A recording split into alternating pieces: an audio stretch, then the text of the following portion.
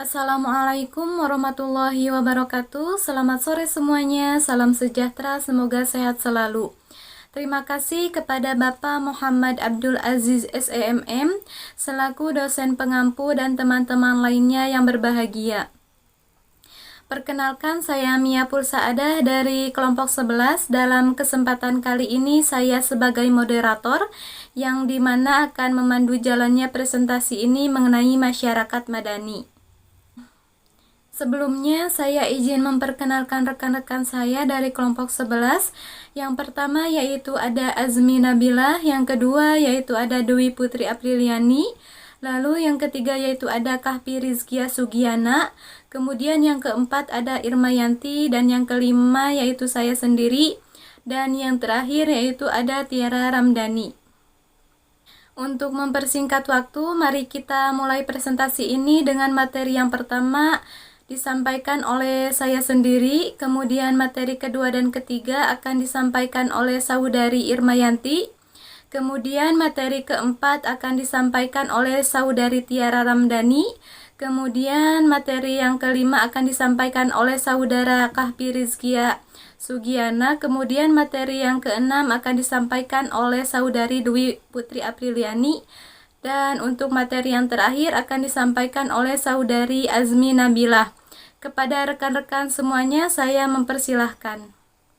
Yang pertama yaitu ada pengertian.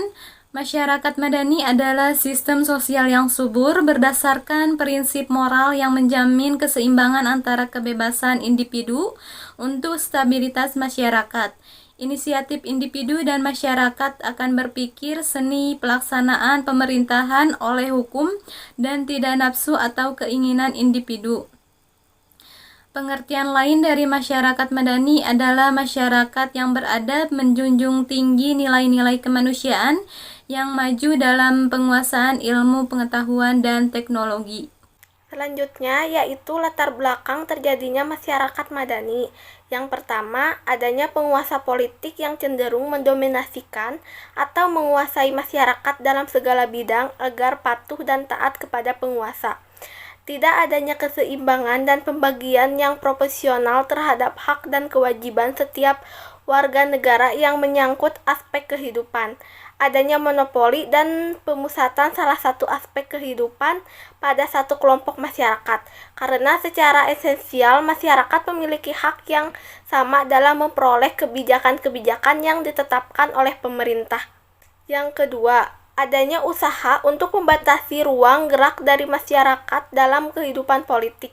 Keadaan ini sangat menyulitkan masyarakat untuk mengemukakan pendapat, karena pada ruang publik yang bebaslah individu berada dalam posisi yang setara dan akan mampu melakukan transaksi-transaksi politik tanpa ada kekhawatiran. Selanjutnya, yang terakhir atau yang ketiga, masyarakat diasumsikan sebagai orang yang tidak memiliki kemampuan yang baik dibandingkan dengan penguasa atau pemerintah.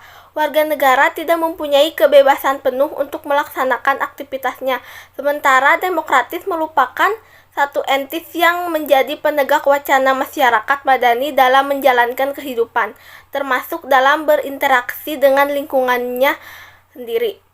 Selanjutnya ada unsur-unsur terbentuknya masyarakat madani.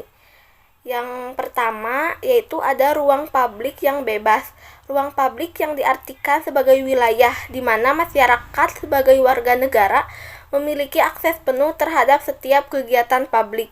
Warga negara berhak melakukan kegiatan secara merdeka dan menyampaikan pendapat, berserikat, berkumpul, serta mempublikasikan pendapat, serta mempublikasikan informasi kepada publik. Yang kedua yaitu ada demokratisasi. Menurut Nera Kandoke, masyarakat sosial berkaitan dengan wacana kritik rasional masyarakat yang secara eksplisit mensyaratkan tumbuhnya demokrasi. Dalam kerangka ini, hanya negara demokratis yang mampu menjamin masyarakat madani. Yang ketiga yaitu ada toleransi. Toleransi adalah kesediaan individu yang menerima pandangan-pandangan politik dan sikap sosial yang berbeda. Toleransi merupakan sikap yang dikembangkan dalam masyarakat madani untuk menunjukkan sikap saling menghargai dan menghormati pendapat serta aktivitas yang dilakukan oleh orang atau kelompok masyarakat yang lain yang berbeda. Yang keempat, pluralisme. Pluralisme adalah sikap mengakui dan menerima kenyataan disertai sikap tulus bahwa masyarakat itu majemuk. Kemajemukan itu bernilai positif dan merupakan rahmat Tuhan. Yang kelima, ada keadilan sosial. Keadilan yang dimaksud adalah keseimbangan dan pembagian yang proporsional antara hak dan kewajiban setiap warga dan negara yang mencakup seluruh aspek kehidupan. Yang keenam, supremasi hukum. Penghargaan terhadap supremasi hukum merupakan jaminan terciptanya keadilan. Keadilan harus diposisikan secara netral, artinya tidak ada pengecualian untuk memperoleh kebenaran di atas hukum. Yang terakhir atau yang ketujuh, ada partisipasi sosial. Partisipasi sosial yang benar-benar bersih dari rekayasa merupakan awal yang baik bagi terciptanya masyarakat madani. Partisipasi sosial yang bersih dapat terjadi apabila tersedia iklim yang memungkinkan otonomi individu terjaga. Selanjutnya saya akan membacakan ciri-ciri dan karakteristik masyarakat madani. Karakteristik masyarakat madani yang pertama yaitu terintegrasinya individu-individu dan kelompok-kelompok eksklusif ke dalam masyarakat melalui kontrak sosial dan aliansi sosial. Yang kedua, menyebarnya kekuasaan sehingga kepentingan-kepentingan yang mendominasi masyarakat. Yang ketiga, dilengkapinya program-program pembangunan yang didominasi oleh negara. Yang keempat, terjembataninya kepentingan-kepentingan individu dan negara. Yang kelima, tumbuh kembangnya kreativitas yang pada mulanya terhambat oleh rejim-rejim totaliter. Yang keenam, meluasnya kesetiaan atau loyalty dan kepercayaan atau trust. Lalu, selanjutnya, ciri-ciri masyarakat madani. Yang pertama, adanya integrasi antara individu dengan individu dengan kelompok di dalam masyarakat melalui kontrak sosial dan aliansi sosial. Yang kedua, adanya penyebaran kekuasaan di dalam masyarakat, sehingga kepentingan-kepentingan yang mendominasi masyarakat dapat dibatasi atau dikurangi dengan adanya beberapa kekuatan alternatif. Yang ketiga, adanya keanggotaan berbagai organisasi volunteer yang menyumbang berbagai masukan terhadap keputusan-keputusan pemerintah, sehingga kepentingan individu dan negara dapat dijembatani. Yang keempat, adanya peningkatan dan perluasan kesetiaan, kepercayaan sehingga anggota masyarakat mengakui keterkaitannya satu sama lain dengan mementingkan kepentingan umum. Yang kelima, adanya kebebasan bagi masyarakat dalam melakukan kegiatan lembaga-lembaga sosial dengan perspektif. Selanjutnya adalah sejarah masyarakat madani. Filsuf Yunani Aristoteles yang memandang masyarakat sipil sebagai suatu sistem kenegaraan atau identik dengan negara itu sendiri. Pandangan ini merupakan fase pertama sejarah wacana civil society yang berkembang dewasa ini, yakni masyarakat sipil di luar dan penyeimbang lembaga negara. Pada masa ini, civil society dipahami sebagai sistem kenegaraan dengan menggunakan istilah koinonia politike, yakni sebuah komunitas politik tempat warga dapat terlibat langsung dalam berbagai percaturan ekonomi politik dan pengambil keputusan. Fase yang kedua ialah pada tahun 1767, Adam Ferguson mengembangkan wacana civil society dengan konteks sosial dan politik di Skotlandia. Berbeda dengan pendahulunya, ia lebih menekankan visi etis pada civil society dalam kehidupan sosial.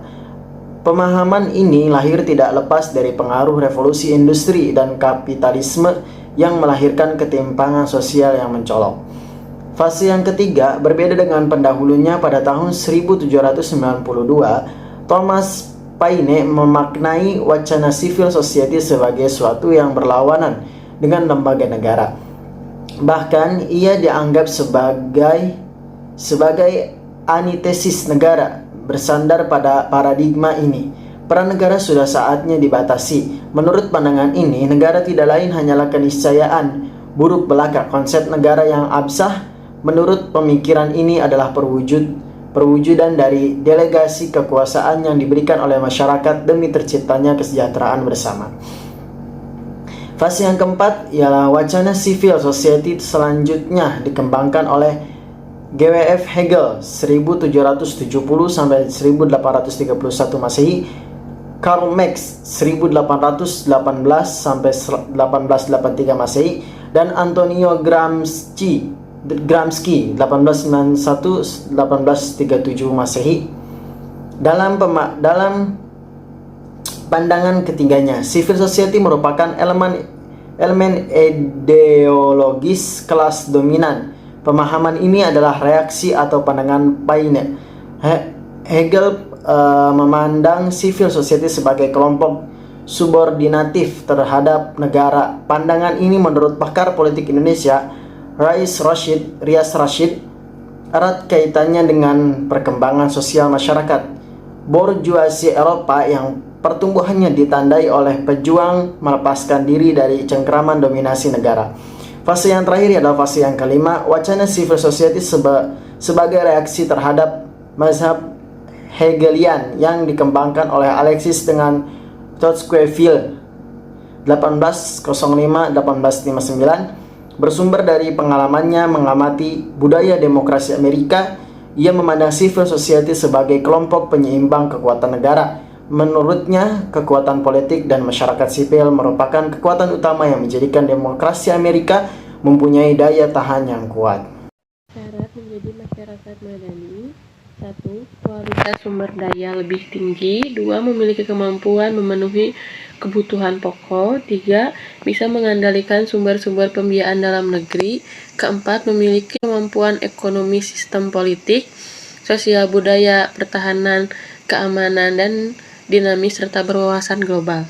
Contohnya seperti masyarakat madani adalah kelembagaan sosial yang akan melindungi warga negara dari perwujudan kekuasaan negara yang berlebihan. Bahkan masyarakat madani dapat dikatakan sebagai tiang utama kehidupan politik yang demokratis. Sebab negara dalam berhadapan dengan negara, tetapi juga merumuskan dan menyuarakan aspirasi masyarakat. Baik, di sini saya akan menjelaskan tentang pilar penegak masyarakat madani. Pilar penegak masyarakat madani adalah institusi-institusi yang menjadi bagian dari sosial kontrol yang berfungsi mengkritisi kebijakan-kebijakan penguasa yang diskriminatif, serta mampu memperjuangkan aspirasi masyarakat yang tertindas. Adapun pilar-pilar penegak masyarakat madani, yang pertama ada Lembaga Swadaya Masyarakat atau biasa disebut LSM. LSM adalah institusi sosial yang dibentuk oleh swadaya sosial yang bertugas membantu dan memperjuangkan aspirasi dan kepentingan masyarakat yang tertindas. Yang kedua ada pers. Pers adalah institusi yang berfungsi untuk mengkritisi dan menjadi bagian dari sosial kontrol yang menganalisis serta mempublikasikan berbagai kebijakan pemerintah yang berhubungan dengan warga negaranya. Yang ketiga ada supremasi hukum. Supremasi hukum juga memberikan jaminan dan perlindungan terhadap segala bentuk penindasan individu dan kelompok yang melanggar norma-norma hukum dan segala bentuk penindasan hak-hak asasi manusia. Yang selanjutnya ada perguruan tinggi. Perguruan tinggi merupakan tempat para aktivis kampus, dosen, dan mahasiswa yang menjadi bagian kekuatan sosial dan masyarakat madani yang bergerak melalui jalur porch untuk menyalurkan aspirasi masyarakat dan mengkritisi berbagai kebijakan-kebijakan pemerintah. Yang terakhir ada partai politik. Partai politik merupakan wahana bagi warga negara untuk dapat menyalurkan aspirasi politiknya. Partai politik menjadi sebuah tempat ekspresi politik warga negara sehingga partai politik menjadi prasyarat bagi tegaknya masyarakat madani. Mungkin cukup sekian dari kelompok kami. Mohon maaf bila ada kesalahan. Wassalamualaikum warahmatullahi wabarakatuh.